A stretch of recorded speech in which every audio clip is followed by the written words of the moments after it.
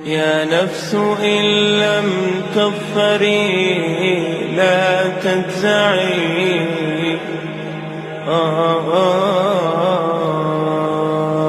আলহামদুলিল্লাহি রাব্বিল আলামিন ওয়াসসালাতু ওয়াসসালামু আলা রাসূলিল আমিন। আম্মা বাদু অতঃপর ফাইন্না ইলমাল হাদিসিন নাবাউই নিশ্চয়ই নববী হাদিসের এলেম। ফাইন্না নিশ্চয়ই এলেম মানে জ্ঞান, আল হাদিস হাদিস মানে কথা বাণী। এখানে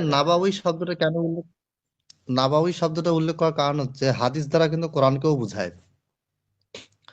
ওয়ামান আসদাকু মিনাল্লাহি কিলা, তো ওখানে আসদাকু মিনাল্লাহি কিলা ফাবিআইয়ি হাদিসিন বাদাহু ইউমিনুন, ওখানে কিন্তু ওই ইয়াটা চলে আসছে। আম্মা বাদু অতঃপর নিশ্চয়ই নবীর হাদিসের এলেম বা নববী হাদিসের এলেম। এখন নবী তো অনেক আছে, আবার এটাকে ব্যাখ্যা করাইছে আলা ইলিহি, তার কথকের উপর। এখানে ইলিহি ইলুন মানে হচ্ছে কথক, যিনি কথা বলেন। কলা মানে তিনি বললেন, ইলুন মানে যে ব্যক্তিটা বললো সেই ব্যক্তিটা। উর্দুতে আমরা বলি না যে হাম ইসকে কায়েল হ্যায়, আমি এটার কথক, মানে আমি এটার এই মতের সাপোর্টার। তাহলে আলা ইলিহি এখানে হাদিসে নববী হাদিসের কথক যিনি, প্রবর্তক যিনি, যার মুখ থেকে হাদিসটা এসেছে, তার উপরে কি হোক আফদালুস সালাতি ওয়াস সালামি, সর্বোত্তম সালাত এবং সর্বোত্তম দরুদ সালাম বর্ষিত হোক। সালাত মানে দরুদ আর সালাম মানে শান্তি। এটা কি হোক নববী হাদিসের কথকের উপরে বর্ষিত হোক, মানে মোহাম্মদ সাল্লাল্লাহু আলাইহি ওয়াসাল্লামের উপরে। এরপরে কদ ইয়াতানা, একটানে পড়লে হবে কদ ইয়াতানা, তা আমরা ভেঙে ভেঙে পড়বো। কদ ইয়াতানা আর কাজ করেছে বা গুরুত্বারোপ করেছে, মনোযোগ দিয়েছে। বিল কালামি, বিল কালামি মানে কথার ব্যাপারে, কালাম মানে কথাবার্তা। এখানে কথাবার্তা হচ্ছে এলমে হাদিস, নবী সাল্লাল্লাহু আলাইহি ওয়াসাল্লামের যে এলমে হাদিস, হাদিস এবং হাদিসে এলেম, এই ব্যাপারে গুরুত্ব আরোপ করেছে। ফিহি মানে তার মধ্যে, তার মধ্যে বলতে ওই যে কালামের মধ্যে গুরুত্ব আরোপ করেছে।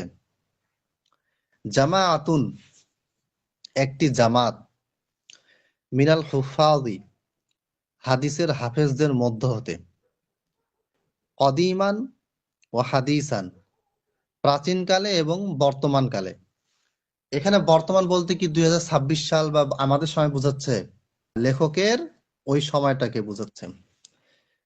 এখন কাল হাকিমি ওয়াল খতিবি, যেমন ইমাম হাকিম এবং খতিব বাগদাদি রাহিমাহুমুল্লাহ।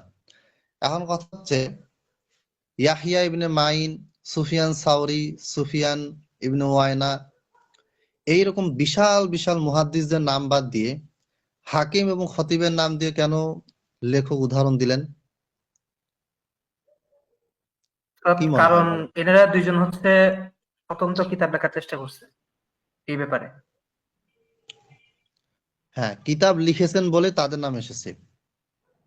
বিষয়টা এরকম না যে হাকিম এবং খতিব হচ্ছেন পূর্বের মুহাদ্দিসদের চেয়ে বেশি বড় জ্ঞানী, এটা না। বরং ইনারা ইলমে হাদিসের উপরে উপরে কিন্তু বলা হয়েছে ফা ইন্না ইলমাল হাদিসিন নাবাউই। তাহলে ইলমে হাদিসের উপরে পূর্ণাঙ্গ সুন্দরভাবে যারা কিতাব লিখেছেন তারা হচ্ছেন মুহাদ্দিসদের একটা জামাত। তার মানে সমস্ত মুহাদ্দিস কিন্তু ইলমে হাদিস বা উসুলে হাদিসের উপর কিতাব লেখে নাই। যেমন ইবনে আবি শাইবা বিশাল কিতাব লিখেছেন, কিন্তু সেটা উসুলে হাদিস বা আসমাউর রিজার রিলেটেড বই না, সেটা হচ্ছে সরাসরি হাদিসের সনদ মতন, মানে মূল বই, মূল টেক্সট আর কি।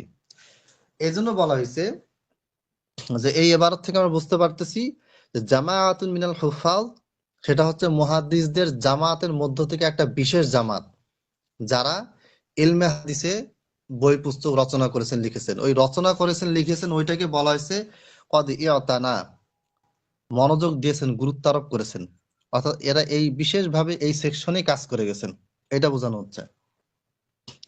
কাল হাকিমি ওয়াল খতিবি ওয়ামান ক্বাবলাহুমা মিনাল আইম্মাতি, আর এই দুজনের পূর্বে ইমামদের মধ্য হতে কিছু ইমাম আছেন। ওয়ামান, আর রয়েছেন কতিপয় রয়েছেন। মান শব্দটা একজনকেও বুঝায়, একাধিককেও বুঝায়, এটা হচ্ছে নাকেরা। যেমন হাদিস আছে না, ইন্নাল্লাহা, ওই যে ইউজাদ্দিদু, মান শব্দটা আছে আর কি, আল্লাহ তাআলা কিছু মানুষকে পাঠান যারা দিনকে সংস্কার করে। প্রতি শতাব্দীর শুরুতে বা শেষে যে উল্লেখ আছে, ওখানে মান একটা না, একাধিক হতে পারে, একজনও হতে পারে। আচ্ছা, তারপরে অমান বাদাহুমা, আর এই দুজনের পরবর্তী, মিন হুফাজিল উম্মাহ, উম্মতের হাফেজদের মধ্য হতে। তার মানে হাকিম এবং খতিবের আগেও মুহাদ্দিসরা এই বিষয়ে গুরুত্ব আরোপ করেছেন, কাজ করেছেন। তবে সেগুলি পূর্ণাঙ্গ গ্রন্থাগারে খুব একটা পাওয়া যায় না, যেমনটা হাকিম এবং খতিবের পাওয়া যায়। এজন্য এই দুজন নামটা উল্লেখ করা হয়েছে। আরো অনেকেরই পাওয়া যায়, কিন্তু একের প্রথম দিকে সাজিয়ে গুছিয়ে কিতাব লেখার যে ধারাটা ইলমে হাদিসের উপরে, মানে পূর্ণাঙ্গ কিতাব এক একটা বিষয়ের উপরে, এটা হাকিম ও খতিবের ভিতরে বেশি পাওয়া যায়। ওয়ালাম্মা কানা মিন আহাম্মিল উলুমি, এই ওয়ালাম্মা আহ, কানা মিন আহাম্মিল উলুমি ওয়া আনফাইহা, আর যখন সবচেয়ে গুরুত্বপূর্ণ উলুম বা জ্ঞান কোনটা, সবচেয়ে গুরুত্বপূর্ণ এলেম কোনটা ওকে বলা হচ্ছে, মানে সবচেয়ে গুরুত্বপূর্ণ এলেম গুলোর মধ্যে হতে একটা, মিন তো বাজ বোঝায় কতিপয়। ওয়ালাম্মা কানা মিন আহাম্মিল উলুমি, আর এলেম সমূহের মধ্যে হতে সর্বাধিক গুরুত্বপূর্ণ অন্যতম একটি এলেম, ওয়া আনফাইহা, এবং সর্বাধিক উপকারী, ঠিক আছে, সেটা কোনটা, সেটা হচ্ছে ইলমে হাদিস। তো আহবাবতু, আমি ভালোবেসেছি বা আমি কি করেছি, মানে আগ্রহ নিয়ে আমি পছন্দ করেছি এই বিষয়ে, এটা বুঝুন আহবাবতু। মানে আমার একটা প্রিয় কাজ, এটা বোঝানোর জন্য আহবাবতু তিনি উল্লেখ করেছেন। উনি চাইলে এটা বলে লিখতে পারছেন যে আরাদতু, আমি ইচ্ছা করলাম, ঠিক আছে, বা মানে জামতু, ভাবলাম, খিলতু, চিন্তা ভাবনা করলাম, মানে এরকম শব্দ ব্যবহার করা যেত, কিন্তু সেটা উনি না বলে ইবনে কাসির বলেন যে আহবাবতু, মানে সম্পূর্ণ আগ্রহ, ভালোবাসা, একটা প্রচন্ড আগ্রহ থেকে তিনি কাজটি করেছেন, থেকে কি লিখেছেন, আহবাবতু, ঠিক আছে। আহবাবতু, আমি চাইলাম, আন উআল্লিকা, আন মানে উআল্লিকা, তালিক করতে। তালিক মানে হচ্ছে ছোট্ট ছোট্ট ব্যাখ্যাকে তালিক বলা হয়, যেটাকে হাসিয়া বলি, টিকা বসাতে। এখানে টিকা বসানোর উদ্দেশ্য না, এখানে হচ্ছে বিস্তারিত একটা বইকে সংক্ষেপ করার উদ্দেশ্য। মুআল্লাক মানে হচ্ছে কোন একটা বড় অংশের কিছু অংশ বাদ দিয়ে কিছু অংশ রাখা, এটাকে বলে মুআল্লাক। এবং এইখান থেকেই মুআল্লাক হাদিসের পরিভাষাটা আসছে, যেটা পরিভাষা ভিন্ন, আমরা সামনে দেখব। তাহলে আন মুআল্লিক, আচ্ছা, ওয়াল্ক, এই এটা কোন বাব হতে পারে? তালিক থেকে আসছে, আল্লাহ ইউআল্লিকু। হ্যাঁ, এটা বাবে তাফিল, তাই না? জি। বাকিরা কি বুঝতে পারতেছেন? গ্রামার বেশি আলোচনা করব না, কিন্তু মাঝে মধ্যে কিছু কিছু আলোচনা আনতেই হবে বুঝার স্বার্থে আর কি। যদি আপনাদের গ্রামাটিক্যাল প্রশ্ন থাকে অবশ্যই বলবেন। আচ্ছা, হোক। আন উআল্লিক, আমি তালিক করতে চাইলাম, ঠিক আছে, ফিহি, এই ব্যাপারে, কি ব্যাপারে, ইলমে হাদিসের ব্যাপারে, ঠিক আছে, কালাম, যারা কিতাব লিখেছেন তাদের ব্যাপারে, তাদের কিতাবের ব্যাপারে, মুখতাসারান, তাহলে ইলমে হাদিসের এই বিষয়ে আমি কি করতে চাইলাম, একটা তালিক করতে চাইলাম বা একটা সংক্ষিপ্তসার করতে চাইলাম। মুখতাসারান নাফিআন, মুখতাসারান কেমন সংক্ষিপ্তসার হবে, সেটা হবে সংক্ষিপ্ত হবে এবং নাফিআন উপকারী, জামিআন সারগর্ভ, মানে হচ্ছে সংক্ষিপ্ত কিন্তু সবকিছুই থাকবে। আমরা যদি ইবনে হাজার আসকালানির দেখি, নুকবাতুল ফিকার দেখি, নুকবাতুল ফিকারের চাইতে এই ইখতিসার উলুমুল হাদিসের তথ্য বেশি পাওয়া যায়, চ্যাপ্টারও বেশি আছে, তথ্যও বেশি। প্রত্যেকটা কথাতে এখানে যতগুলি তথ্য পাওয়া যায় এতগুলি তথ্য নুকবাতুল ফিকারে পাওয়া যায় না।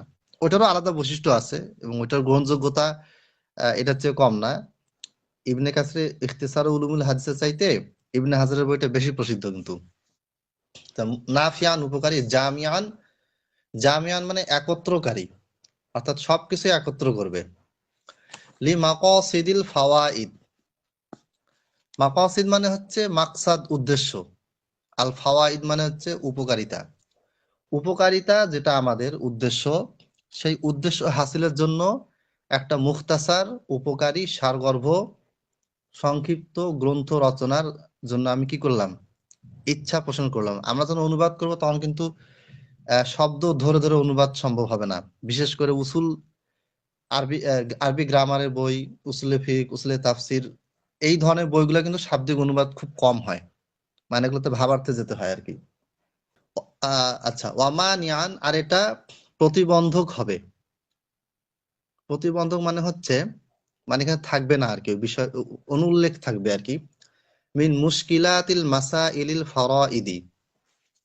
মিন মানে হতে, মুশকিলাত মানে হচ্ছে জটিল, আল মাসাইল মানে মাসালা সমূহ, মাসালা সমূহ মানে মানে বিষয়বস্তুগুলো আর কি। আল ফারাইদ, ফারাইদ শব্দটা এক বচন কি হবে? এটা এক বচন হচ্ছে ফারিদুন।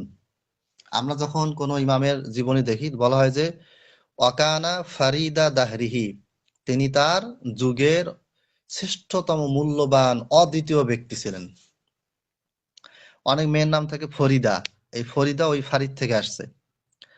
তাহলে আল ফারাইদ শব্দটা দ্বারা বোঝানো হচ্ছে, শাব্দিক অর্থ হচ্ছে যে দুষ্প্রাপ্য, মূল্যবান বস্তু।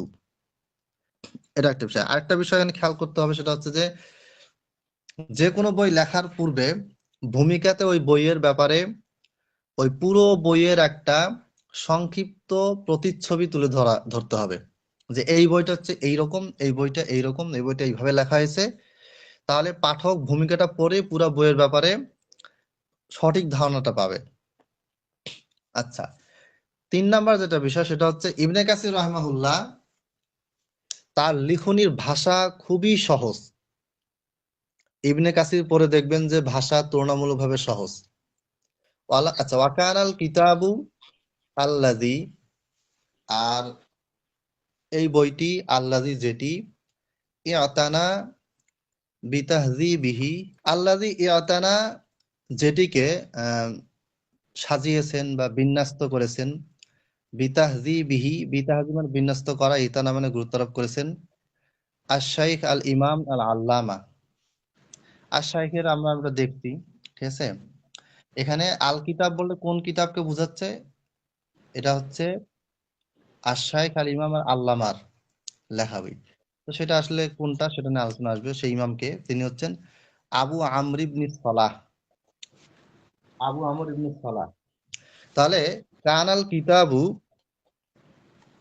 এই বইটি, আল্লাযী ইয়াতানা বিতাহযীবিহি, যেটিকে আহ সজ্জায়নে গুরুত্ব আরোপ করেছেন বা মনোযোগ দিয়েছেন কে?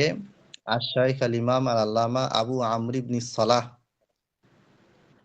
তাগাম্মাদাহুল্লাহু বিরহমাতিহি। তাগাম্মাদা মানে হচ্ছে আল্লাহ তাআলা আবৃত, আবৃত করে দিন, হু মানে তাকে,